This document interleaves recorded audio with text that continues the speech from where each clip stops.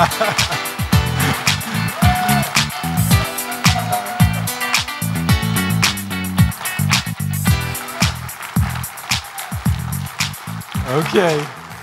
SOA all around the world. Okay, thank you, Toronto. Thank you, Michelle, for that kind and generous introduction. And thank you, SOA, for allowing me to produce this video. And I will admit to all of you that this is the first time I'm seeing it. I made them keep the final product a surprise so I could experience it along with you.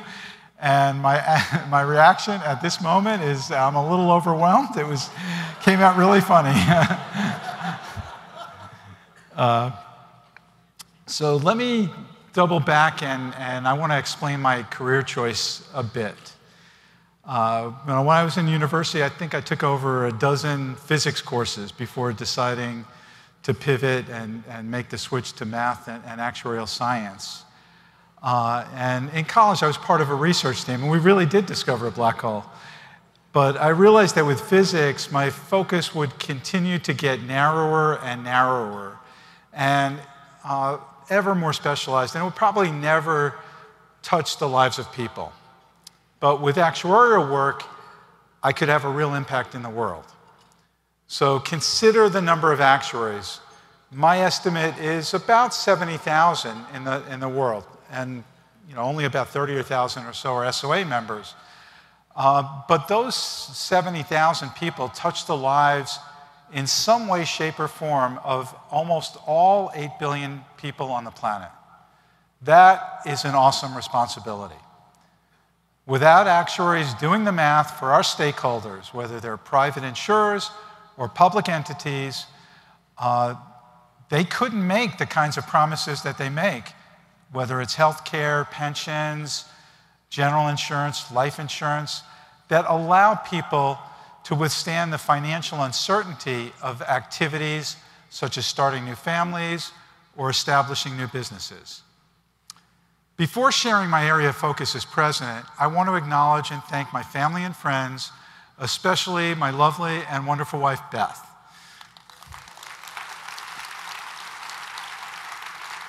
Beth has been supporting me through all my actuarial adventures and misadventures, even before my first actuarial exam nearly 40 years ago. So let me tell you a little story. Beth's first job was a buyer at Macy's. She had a nice employee discount. So when I was studying over the weekends to make time for studying, I'd ask her to go shopping every Saturday morning, and she'd return home at the end of the day loaded down with bags. And if I wasn't finished studying, I'd say, "Is that all you bought? Don't you need more?" And I'd send her back out. So good thing I was passing my exams because I had a lot of credit card bills to pay. I also want to thank my employer, MetLife. MetLife gave me strong training, fantastic mentorship, and rich work experience. They sent me literally around the world to learn new things. They also encouraged my involvement with the SOA, where I could learn new skills, make great friends, and find opportunities to volunteer. So many thanks to the people at MetLife and to the members of the SOA who gave me the privilege to serve. Let me pause for a word of thanks to our immediate past president, Jim Glickman.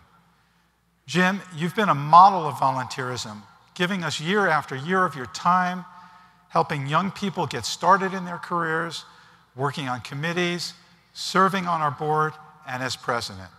You have left the SOA as strong as it's ever been, and with a growing membership and volunteer base, and strengthened relationships with our sister actuarial organizations. So let's give Jim a round of applause for all he has done.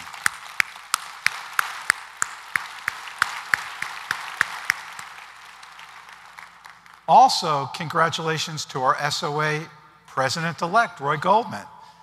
And I know Roy and I served on my first term on the board. We served together for 3 years, notably on the Finance Committee.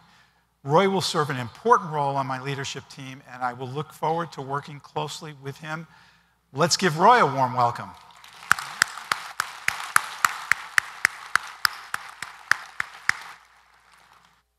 Serving as president means I can both give back and pay it forward. I believe I'm here at the right time.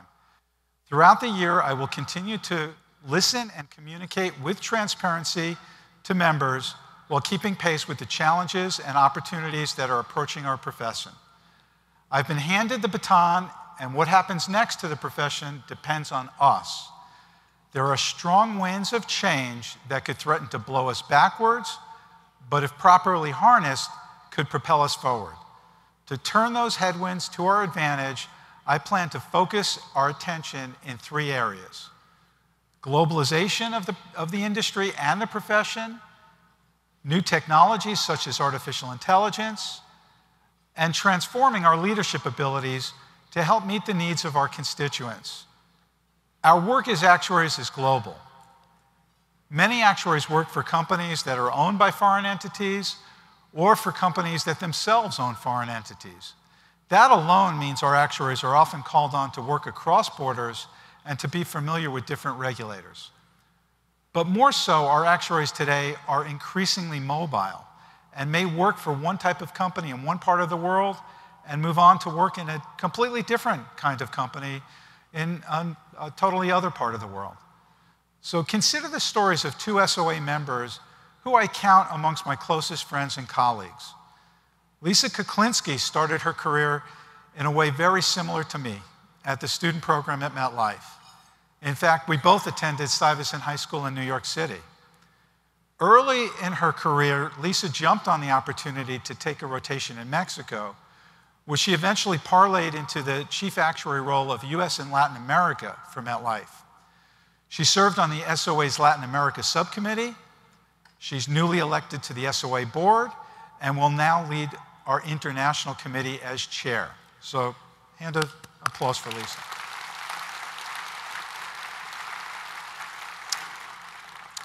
Or consider CE's son.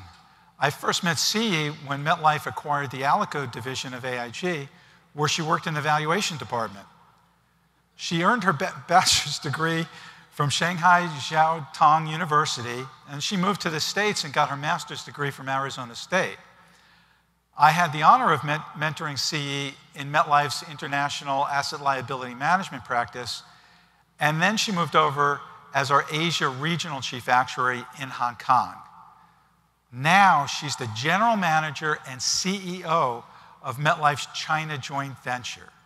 Okay, so hand for CE. But these are only 2 of the remarkable actuaries who develop their careers in ways that rise up and meet the challenge of globalization of the profession. I know there are many more in the audience today. We can no longer take for granted that our careers will begin and end in the same geography, or that we can safely ignore developments in other parts of the world. That's why the work of our international committee is so important. The SOA has subcommittees focused on China, Greater Asia, and Latin America.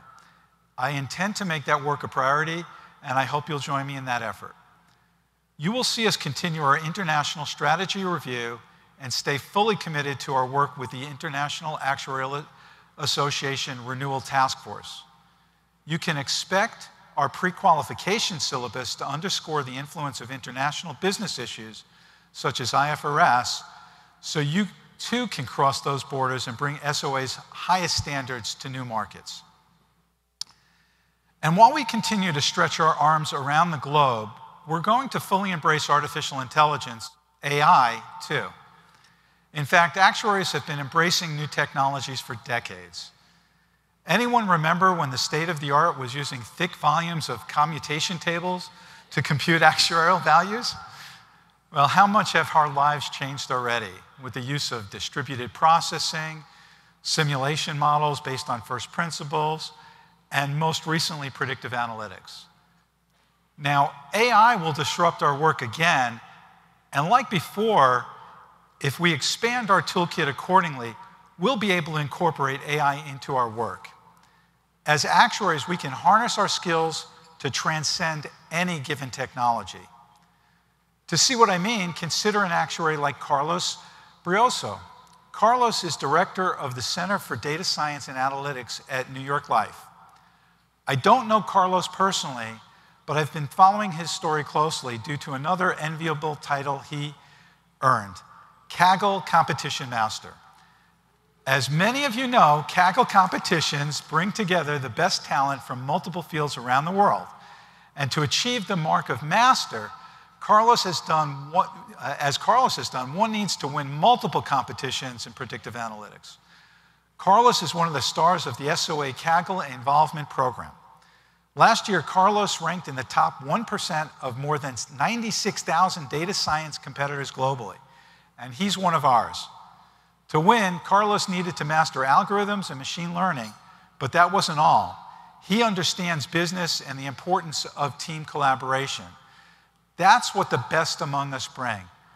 My aspiration for the SOA is that we be the place where young professionals get to work side by side with actuaries like Carlos and other AI pioneers. Later in the program, I will be having a conversation with our keynote speaker, Agarwal. Ajay is one of the brightest thinkers out there when it comes to machine learning and AI, and he's the founder of the Creative Destruction Lab. If there's creative destruction going on, we want to be on the winning side of that. Lastly, I want to talk about the transformation that I think we as actuaries must pursue to take our leadership to the next level. This will require us to rise to the challenge in 4 key areas: excellence, listening, integrity, and creativity. The first is excellence. In a way, globalization and AI are aspects of this.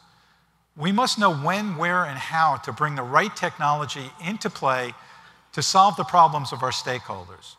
Excellence is what they expect of us. However, before we can solve those problems, we must first truly understand them, which is why listening is also foundational to leadership. And integrity is closely linked to professionalism. How we go about our work matters as much as arriving at the right answer. And finally, creativity is a key ingredient. No machine can take the place of human ingenuity. It means looking deeper at the problem than an algorithm can. It means looking at the big picture. To fulfill my vision of enhancing the SOA in these areas, I'm going to need your help.